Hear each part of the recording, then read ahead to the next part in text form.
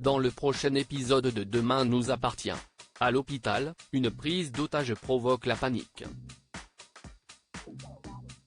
Mona ment effrontément pour éviter de garder Lucien. Sylvain fait un bond dans le passé. Attention, les paragraphes qui suivent contiennent des spoilers sur l'épisode de Demain nous appartient diffusé demain soir sur TF1. Si vous préférez ne rien savoir, ne lisez pas la suite. Jeudi 16 mai dans Demain nous appartient. Malbec prend William et Renaud en otage. La police ayant identifié Malbec comme responsable de l'empoisonnement dont Manon a été victime, il le recherche activement. Or, ce dernier est injoignable et introuvable. Martin lance un avis de recherche. À l'hôpital, Nordine escorte Étienne qui est transféré en prison. Dans le hall, ce dernier croise William et lui demande pardon. Alors qu'il s'apprête à quitter les lieux, Étienne surprend Malbec. Ce dernier braque une arme contre William qu'il juge responsable de la mort de sa femme. Nordine réussit à faire évacuer la plupart des personnes présentes dans le hall, dont Étienne. Il essaye ensuite d'amadouer Malbec, mais ce dernier prend William en otage avec son arme et se retire dans une salle de repos où se trouve déjà Renaud. Malbec ferme les stores, puis menace les deux hommes avec son arme, les obligeant à s'asseoir dans un coin. Nordine ressort de l'établissement et alerte aussitôt ses collègues. Ceux-ci viennent en renfort autour de l'hôpital.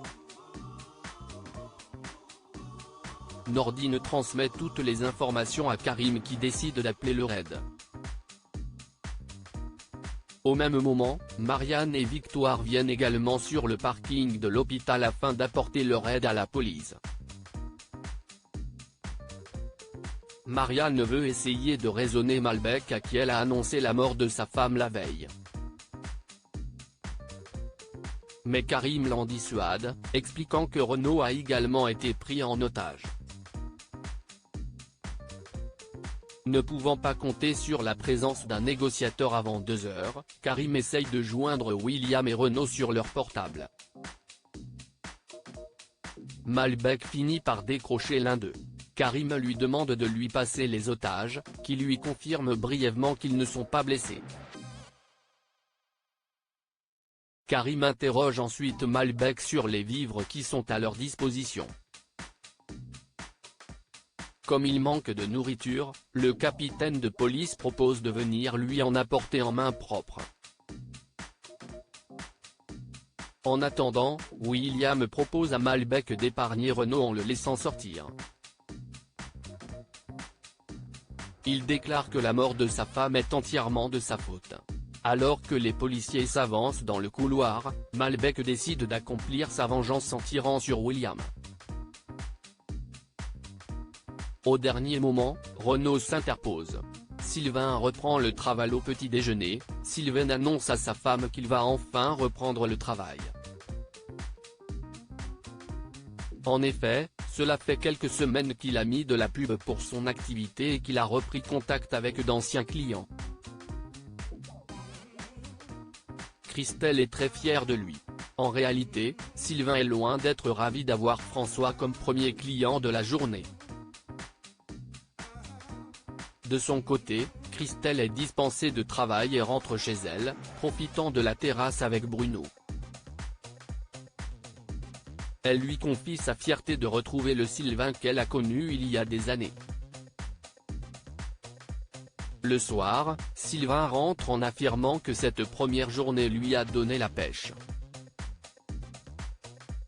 Pendant que Christelle part chercher du champagne pour fêter ça, Sylvain se plaint auprès de Bruno. Mona ment à George Spoon. Mona bosse sur la nouvelle carte d'été, prévoyant notamment de faire des recettes plus équilibrées, ce qui étonne énormément Nathan. Audrey confie au serveur que Mona a changé certaines habitudes depuis qu'elle s'est mise au sport. Un peu plus tard, George passe au Spoon afin de demander à sa mère de s'occuper de Lucien après son service. Celle-ci rétorque qu'elle est trop occupée à travailler sur la carte du Spoon. Georges se rend donc près de la plage avec son fils. Il soupçonne sa mère de lui avoir menti. Et pour cause, il la trouve en flagrant délit en train de faire du sport avec Mélodie. Il l'appelle pour la taquiner à ce sujet.